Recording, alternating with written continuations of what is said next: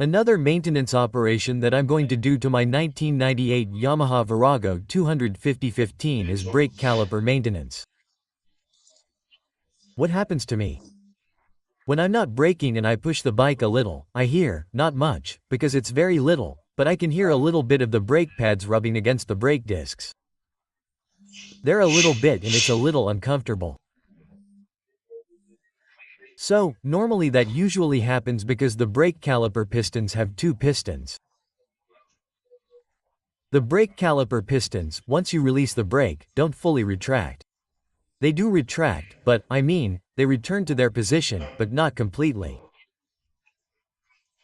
And normally they don't fully retract because they've picked up dirt over time, and with so much braking and so much degradation of the pad itself, well, it deposits there on the pistons. It deposits a small film that prevents them from retracting completely. So, I'm going to do a complete maintenance on the brake caliper, which would involve cleaning the pistons, cleaning everything in the caliper, and replacing the O-rings and the O-rings, okay. But I don't have the O-rings to replace, so I'm going to do all the maintenance, but reusing the seals. What I want you to see is how to disassemble the caliper, okay. And how to clean the piston in particular so that you can solve this problem of the brake pad rubbing a little bit against the brake disc. Okay? This is normally done together with the brake fluid replacement, but I changed the brake fluid a few months ago, and it needs to be changed every 2 years. So, I'm not going to change it completely. What I'm going to do here is use special pliers to strangle the brake circuit, so that once I put them in place, no more brake fluid will fall from here up.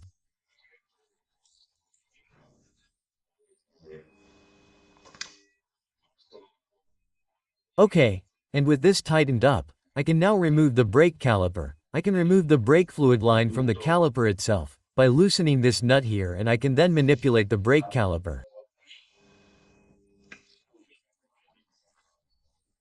And then again, when I go to put the brake caliper back on, we'll put this back on and we'll have to bleed it of air and fill it with a little bit of brake fluid.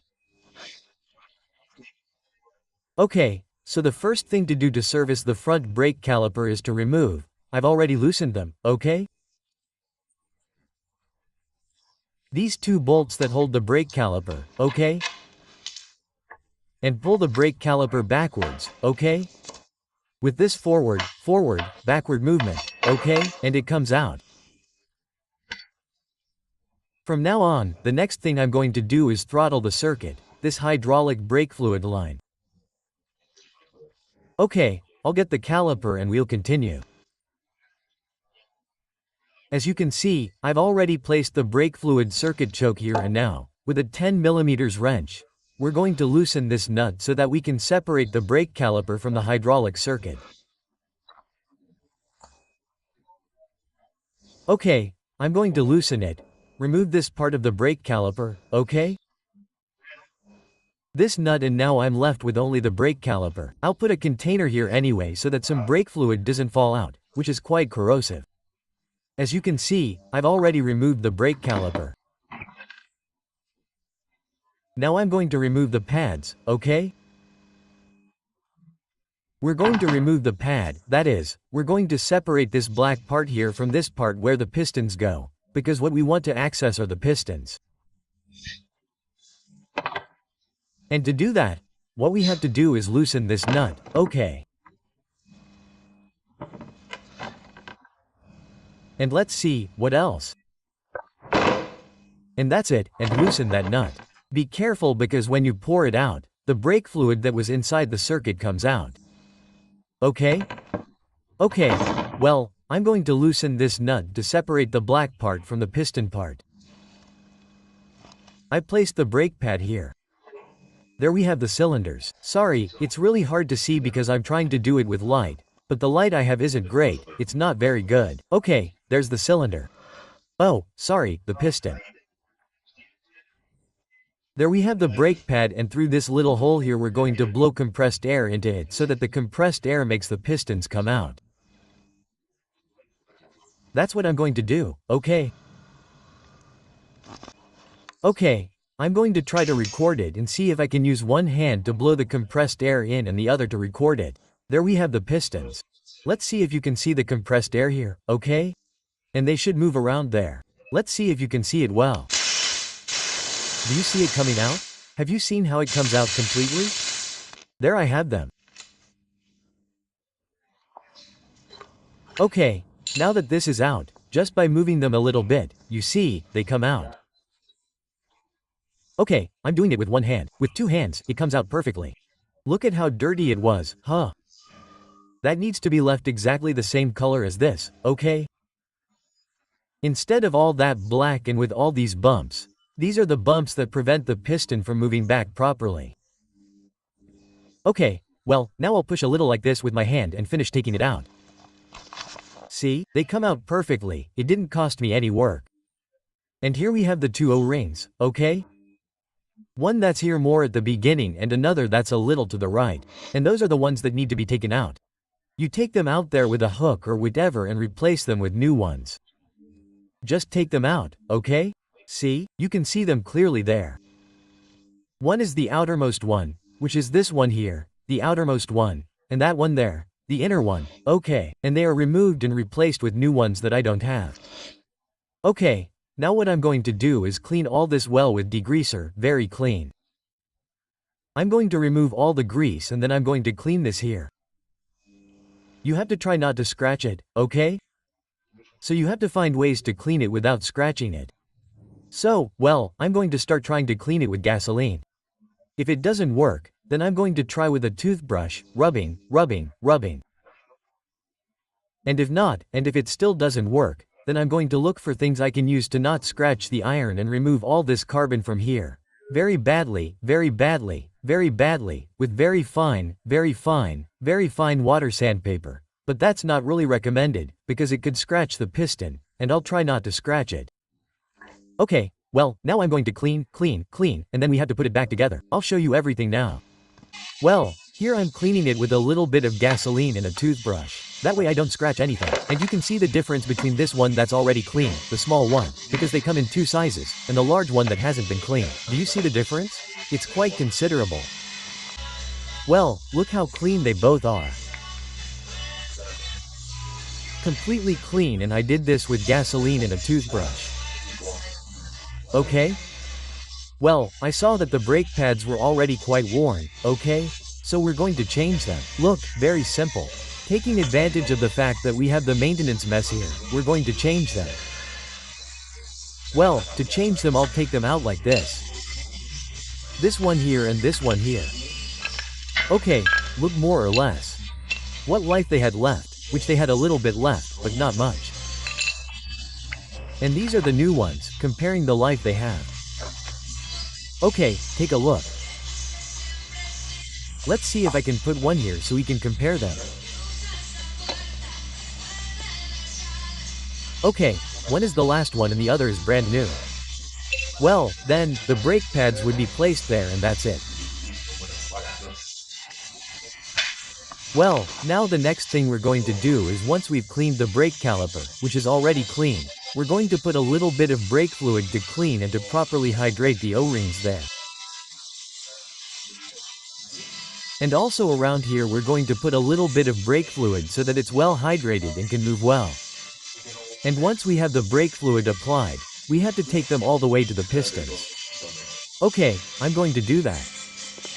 I put a little bit of DCU brake fluid, okay?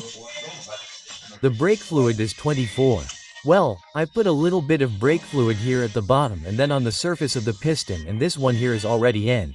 The big one is already in. It's very simple, it just goes in by itself, that is, it just sits there in its place and you push it in carefully. You push it in and it goes in. I'm going to do the same with this one. I'm going to put brake fluid around here and a little bit of brake fluid there so that everything hydrates well, and I'm going to put it in.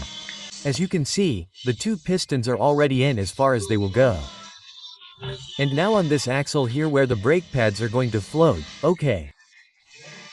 Since it's a floating caliper, we're going to put grease on this axle here, okay? Lithium grease so that it moves easily. I have a little jar of grease here that I'm going to put on now. And here I have the new pads. We're going to put them here in the floating caliper.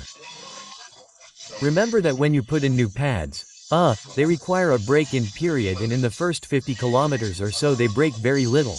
But they break very badly and very little until the first layer of the brake lining has finished dissolving. So, be very careful when changing the brake pads. The pads need to be broken in over the next 50 kilometers, okay? You have to brake gradually, not abruptly, so that they wear down evenly, okay? They wear down in a balanced, linear fashion, and they start to perform at their full potential after 50 to 60 kilometers of putting the new ones in, so be careful. Okay, well, we have to place the pads here on the brake caliper, on this floating part of the brake.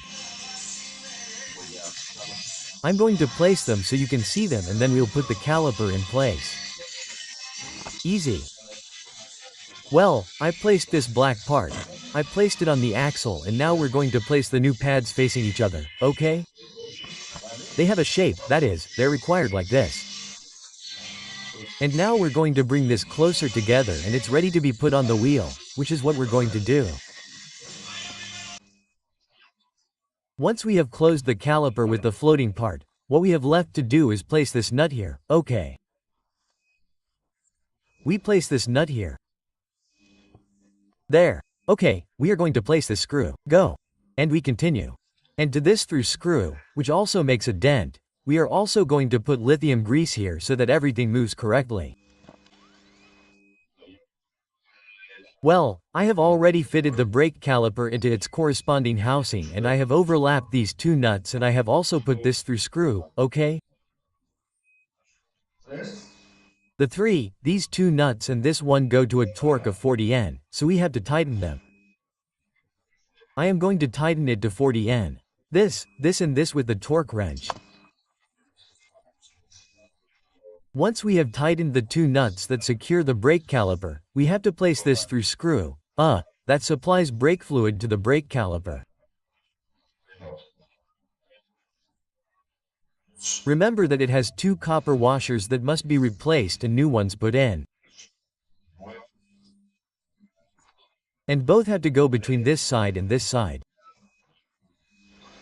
Okay? Come on, and then tighten it to 35 N, so I put it in and tighten it to 35 N finally. The only thing left to do is bleed the brake fluid. Since this is half empty of brake fluid, what we have to do now is squeeze it. To bleed it, we remove this little cap here. We put a small macaroni directly into a recycling bin, okay, and loosen the screw here. Once the screw here is loose, we tighten the front brake lever all the way, okay?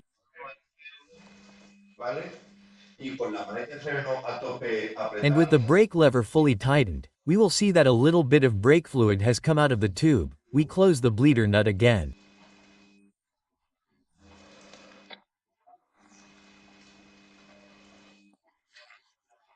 Let go, let go, let go, let go, let go.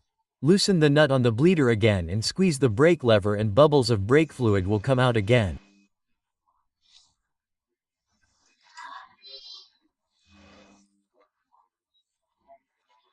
Then, with the case tightened, we tighten the drain nut again and do the same procedure until no more air comes out with the brake fluid, and that way we would have finished bleeding the brake fluid.